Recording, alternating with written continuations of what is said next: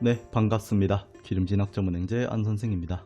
자, 오늘은 방통대 3학년 편입 지원 자격을 학점은행제로 만드는 방법에 대해서 자세하게 이야기를 해볼까 합니다.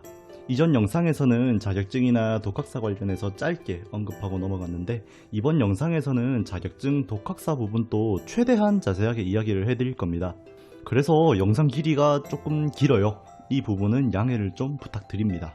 자, 일단은 학점은행제로 어떻게 방송통신대학교 편입을 하느냐, 이것부터 들어가 볼 건데요. 지금 보시는 이미지가 방통대 편입 모집 요강인데, 모집 요강 보시면 3학년 편입학 1번은 대학 졸업자 및 졸업 예정자 또는 법령에 따라 등등 이렇게 나와 있죠. 여기서 저희는 이 5번 학점 인정 등에 관한 법률 및 평생교육법에 의한 학점 취득자, 그리고 그 안에서도 전문학사 과정이 아니라 학사학위 과정 중 63학점 이상 취득한 자, 이걸로 준비를 할 겁니다. 물론 이제 전문학사 학위를 받아서 지원을 해도 상관은 없는데, 전문학사 수료 기준이 80학점입니다. 보시면 63학점만 받아도 지원을 할 수가 있는데, 굳이 80학점까지 다 받아서 학위를 받고 원서를 넣을 필요는 없거든요. 그래서 저희는 방통대 모집 요강에 나와 있는 3학년 편입학 5번 학점 인정 등에 관한 법률 및 평생교육법에 의한 학점 취득자, 그 중에서도 학사학위 과정 중 63학점 이상 취득한 자, 이걸로 준비를 할 거다. 그럼 이제 이 63학점을 어떻게 얻느냐에 대해서 알아봐야 하겠죠. 앞에서 이야기를 했던 것처럼 전문학사를 받는 게 아니라 보유 학점 63학점 이상, 이걸로 편입 지원을 할 겁니다. 학위를 받는 게 아니기 때문에 학위 취득 조건을 맞출 필요가 없어서 전공, 교양, 일반 상관없이 63학점 취득하고 원서 접수하시면 끝나고요. 전공, 교양, 일반 등 학점 기준을 신경 쓸 필요가 없기 때문에 수업은 학습자분들이 원하는 수업 아무거나 들어가셔도 상관이 없습니다. 수업 찾는 것 때문에 너무 스트레스 받지 마시고 그냥 쉬운 과목 최대한 알아보고 자유롭게 들어가는 게 좋아요. 그리고 이따가 제가 같이 설명하기는 할 거지만 학점은행제로 수업만 꾸준히 들으셔도 3학기 안에 63학점을 얻는 게 가능합니다. 그래서 자격증이나 독학사 따로 알아볼 필요 없이 나는 수업만 듣고 방통대 편입 준비하겠습니다 라고 하는 분들은 3학기 동안 난이도 낮은 수업만 들어서 그냥 진행해 주시면 방통대 편입 지원이 가능하고요.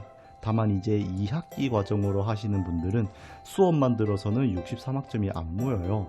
그래서 수업을 듣고 얻은 학점 외에 부족한 학점은 자격증이나 또는 독학사로 채울 예정이고요. 지금 커리큘럼 설명드리는 거는 고졸 학력부터 시작을 해서 2학기 안에 수강 종료를 하는 것으로 기준을 잡는데, 이미 학습자님께서 자격증을 얻었다거나 아니면은 전적대 학점을 보유하고 있는 상황이라면 그에 맞게 커리큘럼을 조금씩 변경해 주시면 됩니다. 그리고 방통대 간호학과 유아교육과 편입은 학점은행제로 못합니다. 간호학과는 간호사 면허가 있어야 지원을 할 수가 있고요. 유아교육과는 유치원 종교사 자격증이 있어야 지원을 할 수가 있는데, 학점은행제로는 면허나 종교사 자격증을 취득하는 게 안 됩니다. 그래서 간호학과나 유아교육과 두 학과는 학점은행제로 지원이 안 된다, 이렇게 봐주시면 됩니다. 지금 영상 촬영 날짜가 22년 6월 10일인데 지금부터 시작한다 하면은 22년 2학기부터 수업을 시작하게 되겠죠. 2학기 과정이니까 22년 2학기, 23년 1학기 각각 8과목씩 수업 듣고 한 학기당 24학점씩 취득하게 됩니다. 해가 바뀌는 시기에 시작을 하는 것이라서 한 학기에 얻을 수 있는 최대 이수학점을 2번 모두 이수하는 게 가능하고요. 그래서 수업으로 얻는 학점은 2학기 과정으로 최대 48학점까지 얻을 수가 있습니다. 혹시라도 내년 1학기부터 시작을 하겠다, 아니면은 영상을 보고 있는데 본인의 시작 날짜가 23년 1학기다, 이런 분들은 연간 학점 이수 제한 꼭 다시 한번 체크하고 커리큘럼을 만들어 주셔야 합니다. 앞에서 이야기를 했던 것처럼 학점만 모아서 지원을 하는 것이기 때문에 수업은 전공, 교양, 일반 상관없이 자유롭게 들어도 되기 때문에 과목명까지 제가 자세하게 이야기를 해드리지는 않을 거고요. 지금 보시면 2학기 동안 수업 학점을 최대로 얻었을 때 48학점이 나오잖아요. 편입 기준이 63학점인데 그럼 나머지 15학점은 어디서 가져오느냐? 이걸 이제 학점으로 인정되는 자격증이나 또는 독학사에서 가져와야 하겠죠. 전에 다니던 대학 학점이 있으신 분들은 그거를 활용하셔도 괜찮아요. 수업을 제외한 학점을 가져오는 방법 두 가지 중에서 자격증을 먼저 설명할 건데, 자격증 학점 관련해서 물어본다 하면은 내용이 두 가지밖에 없어요. 첫 번째, 내가 가지고 있는 이 자격증은 학점 인정이 될까? 두 번째, 추천하는 자격증이 따로 있냐? 이겁니다. 간혹 학점으로 인정되는 자격증 리스트를 전부 보내달라고 하는 분들도 계시는데, 이 영상 안에 다 못 담을 만큼 양이 많습니다. 그래서 제가 자격증 학점 리스트를 따로 정리해드리지는 못하는 부분 양해 부탁드릴게요. 일단 첫 번째로 학습자분이 가지고 있는 자격증이 몇 학점으로 인정되는지 알아보는 방법을 설명드릴 건데, 지금 이미지가 국가평생교육진흥원 학점은행제 홈페이지거든요. 홈페이지 메인에 이렇게 나오는데 학점은행제 소개 있죠. 여기에 마우스 갖다 대시면 학점 인정 대상이라고 나옵니다. 이거 클릭하시고요. 클릭하면 이렇게 나오는데 여기에서 자격 클릭하시면 됩니다. 자격 클릭하시면 원래 자격 학점 인정이란 이 내용이 먼저 나오는데, 지금 페이지에 보시면은 자격별 전공 연계라는 부분이 있잖아요. 이거를 클릭하시면은 보시는 이미지와 같이 나올 거예요. 여기에 자격증 명 입력하는 곳이랑 취득일 입력하는 곳 있죠. 여기에다가 학습자님이 가지고 계시는 자격증이랑 취득일 입력하시면은 몇 학점으로 인정되는지 나옵니다. 검색을 했는데 아예 안 나온다 하면은 자격증 명칭을 좀 더 정확하게 기재해보고, 그래도 안 나온다 하면 좀 안타깝지만 그 자격증은 학점 인정이 안 되는 자격증이라 봐야 됩니다. 가지고 있는 자격증이 있다 하시면은 이렇게 검색을 해서 몇 학점으로 인정되는지 보고 학점으로 인정을 받으면 되는데, 자격증도 없고 학점 인정 자격증에 대해서도 잘 모른다 한다면은 그때는 보통 몇 가지 자격증을 먼저 추천해 드리잖아요. 제가 추천해 드리는 자격증이 그렇게 많지는 않습니다만 그래도 괜찮다 생각이 드는 자격증 일단 몇 개 가져와 봤어요. 지금 보시면은 매경 테스트, 커발 2급, CS 리더스 관리사, 워드 1급 총 4가지 자격증을 추천해 드리는데요. 매경 테스트는 제가 다른 영상에서도 워낙 자주 언급을 해서 이 정도면 제가 매경 테스트와 사랑에 빠진 게 아닐까라고 생각하는 분들도 계실 건데, 제가 이 자격증을 좋아하는 이유가 난이도 대비해서 학점도 많이 주는데 시험 응시 기회도 많습니다. 그렇다고 난이도가 엄청 쉽다 이건 아닙니다. 최소 한 달 이상은 공부해야 어느 정도 합격선에 도달하실 수가 있어요. 그럼에도 불구하고 난이도 대비해서는 학점을 무려 18학점이나 인정을 해준다. 취득하는 순간 한 학기 학점을 이수하는 것과 다를 게 없기 때문에 이 자격증은 제가 강력하게 추천을 드리고요. 아래에 있는 컴퓨터 활용 2급, 워드 1급 이 자격증들은 학습자분들도 많이 들어보셨을 거예요. 제가 추천해드리는 자격증 전체적으로 시험 응시할 수 있는 기회는 많은데 난이도는 비교적 낮은 자격증들입니다. 보면 매경 테스트만 난이도가 좀 있고 아래에 적어둔 자격증들은 보통 2주에서 3주 정도 걸리고 길어야 한 달 선에서 끝나는 자격증들이라고 보시면 됩니다. 대신 난이도가 비교적 낮은 만큼 매경 테스트에 비해서는 학점을 적게 주니까 그 부분도 참고해 주시길 바랄게요. 자격증 학점 등록하실 땐 학점은행제 제도 관련해서 알아둬야 할 게 있는데, 이거 제가 일단은 4가지로 압축을 했으니까 이 부분만이라도 꼭 체크를 해주시길 바랍니다. 자, 일단은 저희가 방통대 편입을 할 때 학사학위 과정에서 63학점을 얻는 것으로 준비하는 거잖아요. 학사학위 과정에서 등록할 수 있는 자격증은 최대 3개입니다. 그리고 다음 거 정말 중요한데, 학습자 등록할 때 학습자분들이 전공을 선택하시게 되잖아요. 예를 들어서 경영학, 심리학, 아동학, 사회복지학 이런 식으로 전공을 선택하게 될 건데, 어차피 학점만 모으고 원서 접수하는 거라 전공 선택을 하는 게 식품영양학과 제외하고는 큰 영향이 없지만, 전공과 전혀 다른 자격증은 무조건 한 개만 등록할 수가 있습니다. 중요해서 별 3개나 넣었어요. 예를 들어서 학생이 자격증을 3개를 다 넣으려고 합니다. 경영학으로 학습자 등록을 했고 컴활 2급 자격증을 넣었어요. 그런데 컴활 2급이 경영 관련 자격증은 아니잖아요. 한 개의 자격증을 컴활로 등록했고 컴활이 전공이랑 상관없는 자격증이니까 나머지 2개 더 등록할 수 있는 자격증들은 무조건 자신이 등록한 경영학 전공 관련 자격증이어야 한다는 겁니다. 되게 중요한 거예요. 이거 꼭 체크해 주시길 바라고요. 마지막으로 자격증마다 직무번호, 분류 이렇게 2가지가 있어요. 직무번호, 분류 두 가지가 모두 똑같은 자격증끼리는 무조건 높은 학점으로 인정되는 자격증 하나만 인정을 해줍니다. 가장 대표적인 예시로 컴퓨터 활용과 워드 프로세서가 있죠. 이 두 가지 자격증은 직무번호, 분류 모두 다 똑같기 때문에 컴퓨터 활용, 워드 1급 둘 다 얻으시면 컴퓨터 활용 하나만 인정이 되고 워드 프로세서 학점은 인정이 안 됩니다. 직무번호나 분류는 아까 제가 홈페이지에 들어가서 설명했던 자격증 학점 있잖아요. 네, 이 페이지로 다시 돌아와서 보면은 자격별 전공 연계 말고 전공별 자격 연계라고 있잖아요. 여기에서 학습자님 본인 전공을 기재하시면은 전공 학점으로 인정되는 자격증이랑 직무번호, 분류 전부 다 나옵니다. 그거를 확인해 주시면 돼요.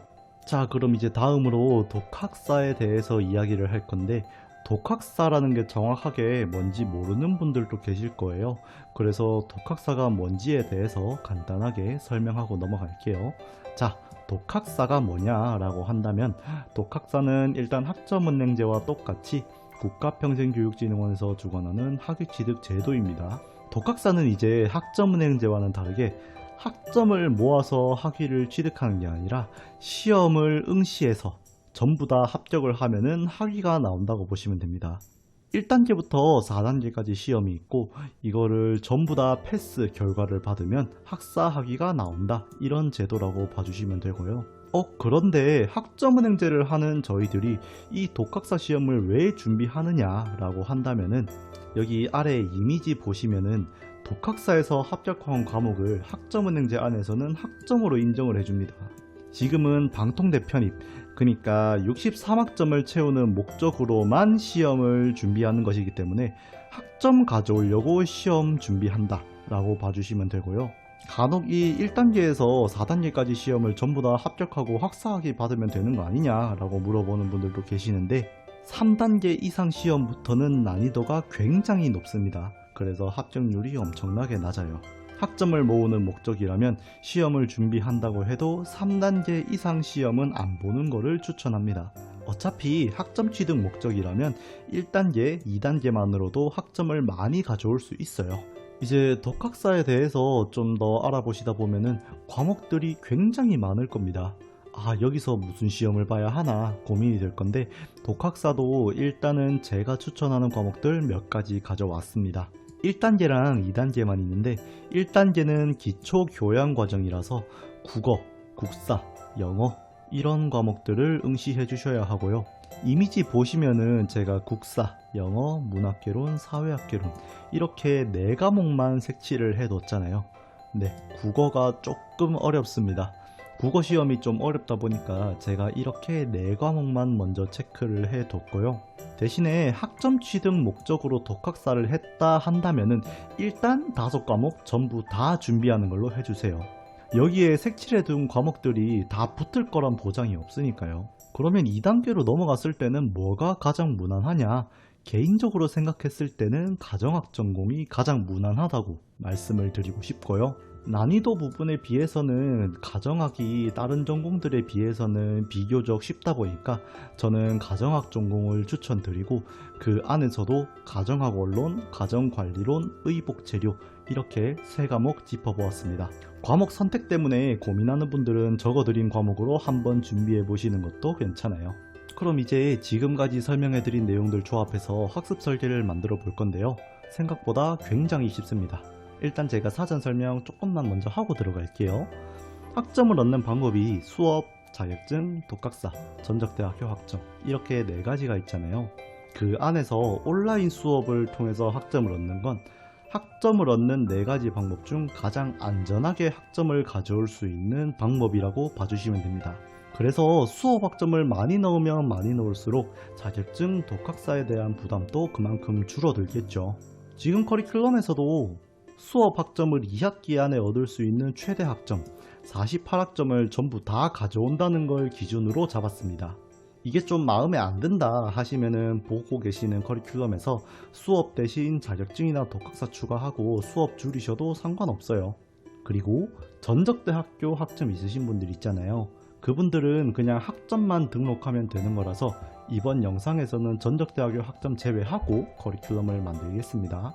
자, 그러면 첫 번째로 일단 수업으로 48학점이 아닌 45학점을 가져옵니다. 22년 2학기에 8과목, 23년 1학기에 7과목 이렇게 들을 건데, 그러면 수업으로 얻는 학점이 45학점이잖아요.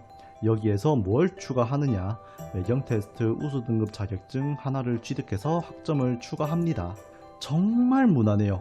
자격증 하나 얻고 수업 들으면 끝나는 것이라서 가장 무난하다고 말씀드리고 싶습니다. 수업으로 가져오는 이 학점, 이 2학기라는 시간이 좀 걸리는 거지 이게 난이도가 높거나 그러지는 않거든요.